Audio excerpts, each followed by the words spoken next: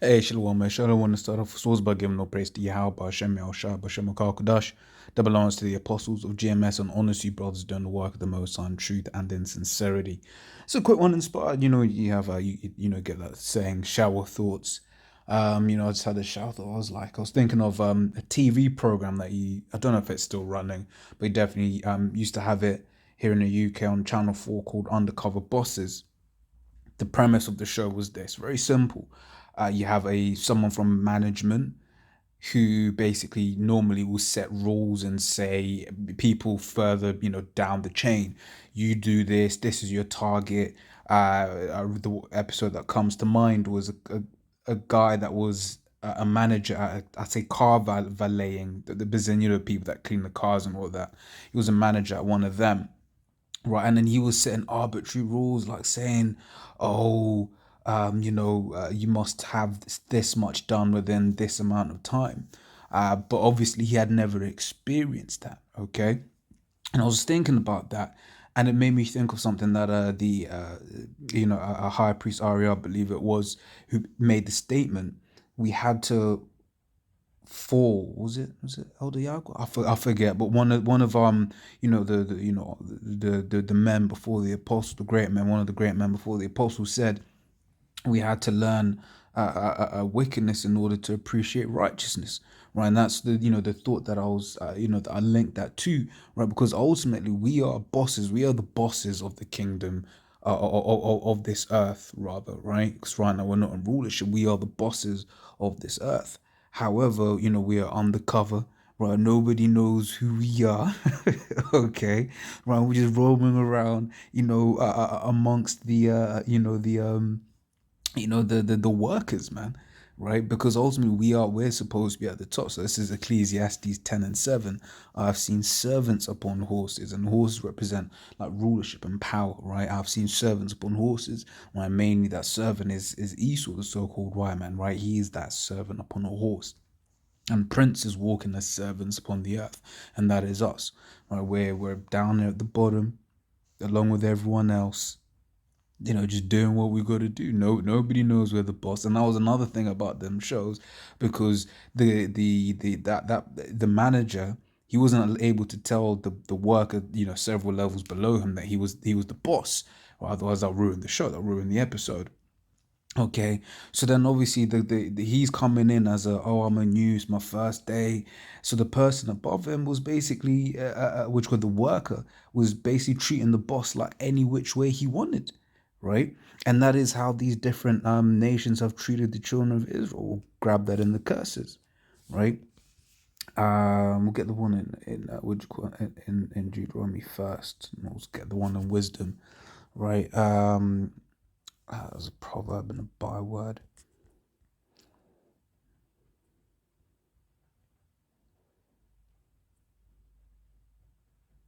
That's here, isn't it?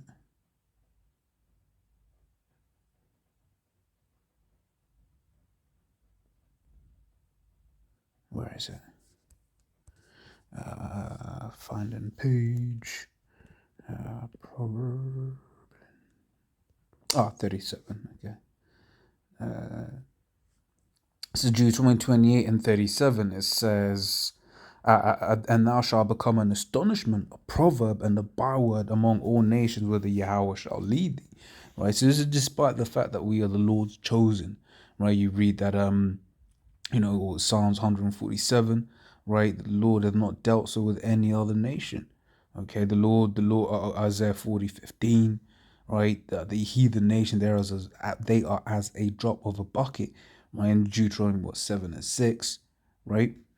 So Deuteronomy 28, so 37 again, it says, and thou shalt become an astonishment, a proverb, and a byword. So this is basically meaning that people are going to say bad things, very, very bad things, about the children of Israel, right? It says, among all nations, whether the Lord Yahweh shall lead thee. So no matter where it is, right, where we are a proverb to these nations, man. That's one of Lamentations. It says, all that pass by, clap their hands at thee. They hiss and wag their head at the daughter of Jerusalem, saying, Is this the city that men call the perfection of beauty, the joy of the whole earth?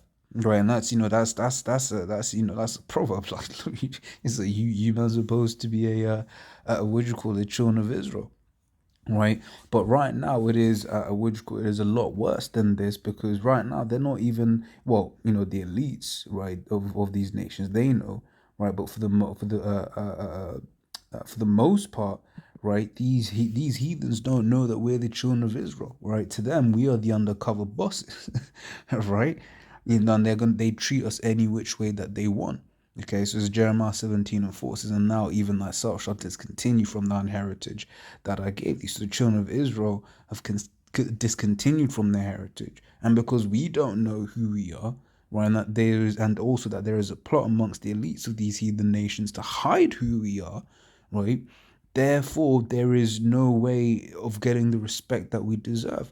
But it's okay. Why? Because just like in this show that I'm referencing, Undercover Bosses, right? The individual would so the boss would then learn certain things, right? And will get that wisdom, right? And then from that wisdom they'll be able to implement certain things, right? So although we've gone through this hell, we've seen the wickedness, right, of this unjust ruler. We have seen it, and then that knowing, right, in the kingdom, we're going to truly be able to appreciate that righteousness, right? If we see someone, like, for instance, we understand when the scripture says, if let me grab it, if I'm reading it at least, hopefully the censors don't, what do you call it, don't take it down.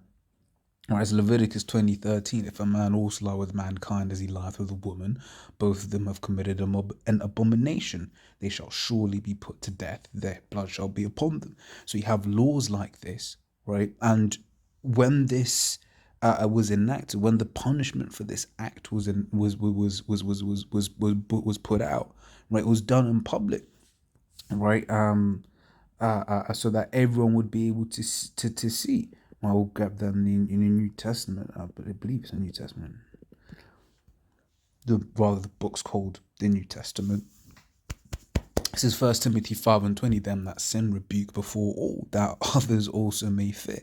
Right. So if someone's going off, you rebuke them before all, so that everyone can see. Right. And they're like, oh shit, this, that, and the other. However, in the case of this one, if someone was getting stoned, you did it in the midst of congregation, so that people are watching that were disposed to doing those sorts of things, or maybe that demon was on them. Like if someone in the ancient world had this demon on them, and then they saw someone get the punishment, they will think twice, man. They will think twice, and would try to do their best to get that demon off of them. Okay. For instance, so that knowing, right, and this with this understanding in place, in the kingdom we have seen what happens when this doesn't get meat, right? Sorry, well, let me rephrase that. In this kingdom we have seen what happens when the punishment doesn't, what do you call it, doesn't for this act doesn't get pushed out, right? This is 2 Ezra 15:6. As for wickedness hath exceedingly polluted the whole earth, and their hurtful works are fulfilled. Okay, so because sins like that aren't dealt with, guess what? The world has become polluted, right? The world has become completely polluted, man. Right? This is Galatians 5:9. A little leaven leaveneth the whole lump, right? And this concept is very it's very good concept, right? A little leaven the whole lump. Okay, especially if you've ever done any baking, you've added some baking soda or added some yeast to make some dough, whatever, what have you. And you see just how very tiny little bit, and then now boom, right? The whole thing is has grown into this big lump. Okay, so what's this going into that you think about doctrine? You have people that will go off on a bit of a doctrine, right? But then that will leaven the whole lump, man. And some people will start off with one thing being off, then it will be two, then three, then six, then 12, then 24, etc., etc., etc. Okay. And then also you come back to this kingdom, right? When you have, once again, with the example of Leviticus 20 and 13, when you see this a wickedness happening in the world, and then you let it continue, guess what? You get one abuser of themselves with mankind. Then you get two abusers of themselves with mankind. Then you get four, then you get eight, and then you end up in the society that we have now, right? Where, a man can be cut and wounded in the stones, right?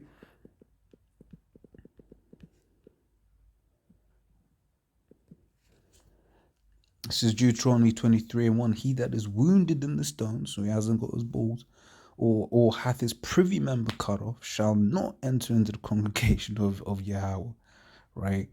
So what do you see? You have people that go around and have their stones and privy members cut off. And you know what the scripture means by privy member and stones, okay? So once again, going back to this concept of the undercover boss, of once again, he came low, he was able to see what happens in the real world, and it was like, whoa, oh man, that can't, hey, that can't run. He's like, oh man, that can't run, right? So then when he gets back into his position of power, he's like, look, man, yo, I saw some things when I was down there, and that can't run, okay? Well, it all makes me think of this precept, 2 Peter 3:13, which says, nevertheless, we, according to his promise, look for new heavens and the new earth, wherein dwelleth righteousness. Because us brothers here that have experienced and witnessed the filth of this kingdom, you read Mark 2 and 10, it speaks about how this place is polluted. We brothers that have experienced the filth of this kingdom, we can't wait for our kingdom of truth, right? Because that's another thing in this kingdom. We've seen, everyone here lies. Everything here is a lie, okay? Everything here is a lie. There was a study that came out from like Oxford or Cambridge, one of them, which basically said for you to put the best lie is progress the most in this kingdom, which is just like, well, what do you expect, right? This is second Ezra's, was it 6:28. As for faith, it shall flourish, corruption shall be overcome, and the truth which hath been so long without fruit shall be declared. So we're coming into a kingdom of truth, a time for, oh man, I missed a bit. It's like verse 27, for evil shall be put out and deceit shall be quenched. Oh man. And this kingdom, that it's all about the deceit, right? That's one of the things we have witnessed. And when, we can't wait to get into a kingdom, get it back into our power so that we can correct the wrongs. The fact that people think that certain medicines are good for you when the Lord gave the herbs, right? Says, as for faith, it shall flourish, corruption shall be overcome, and the truth which hath been so long without fruit shall be declared. So this truth is and you're starting to see that now, starting with the apostles on down, their teachers before them. This truth being the truth of what's really happening, what's really going on in the world. That is that this us all as a unit, we are the only beacon of light in this world, right? And that's through the spirit and power of Yahweh Shem Yahushua. Everything else is darkness. You read that in Isaiah 60 and 2. This is gross darkness. Let me grab it. Right, so we've witnessed what happens when the light don't shine. Right, so Isaiah 61:1, arise, shine, for thy light has come, and the glory of Yahweh is risen upon thee. For behold, the darkness shall cover the earth, and gross darkness the people. But Yahweh shall arise upon thee, and his glory shall be seen upon thee. Okay. Grab, as spirit, end up kind of going on a different route. But just two more priests that had loaded. So second Ezra 6:57, and now, O Lord, behold these heathen. Right, I can imagine when Ezra was writing. It's the same Ezra that wrote the book of Ezra. Would you call it? In the books called the Old Testament, right? I can imagine him, saying this, but in the last one, Kadash, as he said, these heathen, right? It says, and now, O Lord, behold these heathen. Right, I forgot the, yeah, there was a Gar. I forget the lush one Kadash for heathen. It says which hath ever been reputed as nothing. Well, you really got to stress that nothing, right? Nothing, right? So and now, O Lord, behold these heathen which have ever been reputed as nothing, right, have begun to be lords over us and to devour us. So we've got all of these different heathen. Oh man, I missed the whole bit. Come on, man. Sorry, I gotta read that. Exodus 6:56. And for the other people which also come of Adam, right? So because you have all of these people that say, oh, we all come from Adam. Why don't we just all get along? It says, as for the other people which also come of Adam, thou hast said that they are nothing, right? But be like unto spittle. And this is what do you call it? This is a reference in the book of Isaiah. Okay. It says, and has likened the abundance of them unto the drop that falleth from a vessel. Okay. So yeah, be like spittle. Yep. That's it. So that now, O Lord, behold, these heathen which have ever been reputed as nothing have begun to be lords over us and to devour us. But we, thy people, whom thou hast called thy firstborn, the only begotten, right, and thy fervent lover, are given into their hands. So we have become slaves under these people. They have become our lords, right? So once again, using this concept of an undercover boss, we are the boss, right? We are the managers of the world, the righteous rulers of this world, right? But we have become servants under our servants, okay, right? But don't worry, whether the show is about to end, right? And then the bit when the boss reveals himself, right? This is about to come, right? And in fact, on that note, I gotta grab this in Wisdom, the 5th chapter, right? This is Wisdom 5. I gotta start from the top. I always do it.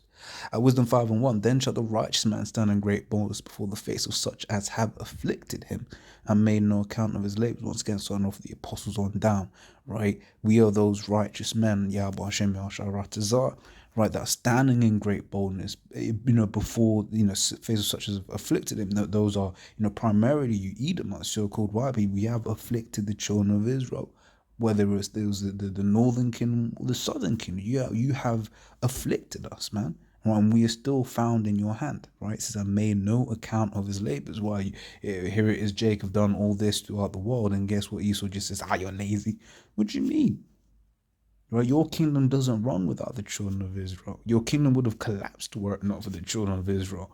Right, you think about after the war in England, where England actually invited, right, which call those Caribbeans over, and then now guess what? When they arrived, those Caribbeans, which we know their true names. So let me say it properly: their so-called Caribbeans, their true names, they'll be of the tribe of Benjamin. They caught nothing but hell under this man over here in the UK, despite being invited over. Okay. Says, when they see it, they shall be troubled with terrible fear and shall be amazed at the strangeness of his salvation so far beyond all that they look for. Because at the end of the day, these heathens, they're not expecting the chariots, which the so-called white man calls UFOs. Okay, they're expecting, well, in fact, a lot of them don't even really truly believe in the Lord. Right? They may say, "Oh, I believe in God." They don't really believe. Okay. So I'll carry on. It says, and shall be amazed at the strangeness of his salvation, so far beyond all that they look for.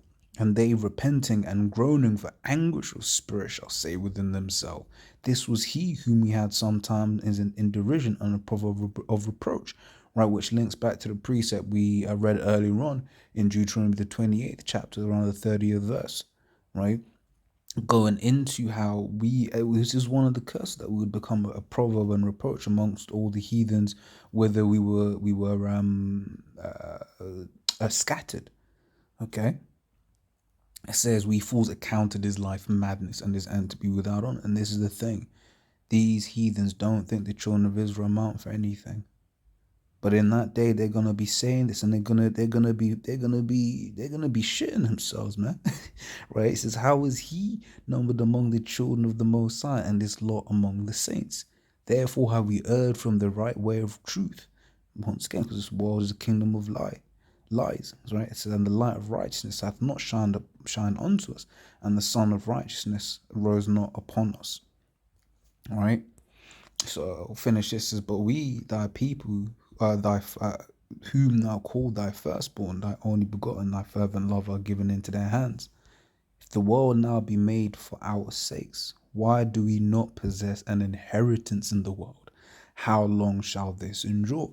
Right, and this is echoing the same statement, not same sentiment that the prophets, the apostles that were with Yahushua had, right, which was, Lord, when are you gonna restore the kingdom unto Israel? Okay, because once again, this is our prison sentence, man. Right, and these people that are our servants, are lords over us. Okay, how long shall this endure? And the beautiful answer is not much longer, right? Because the Lord is coming to set and correct things. Okay. And the last precept that I had was this: is Sirach 10:4. The power of the earth is in the hand of the Lord, and in due time it will set over it one that is profitable. And those are the Israelites. No if, buts, or maybe. We are the only people profitable. Would you call it? Because we have this law, right? It's Deuteronomy 6, isn't it?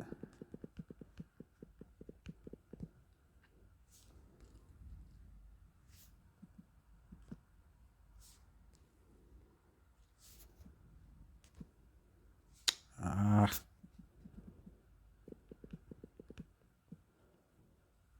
no. Okay, let me just go to Deuteronomy 6. I forgot how it's phrased. I believe it's Deuteronomy 6.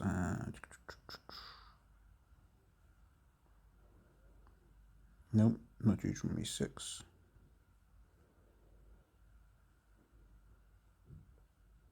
Deuteronomy 7?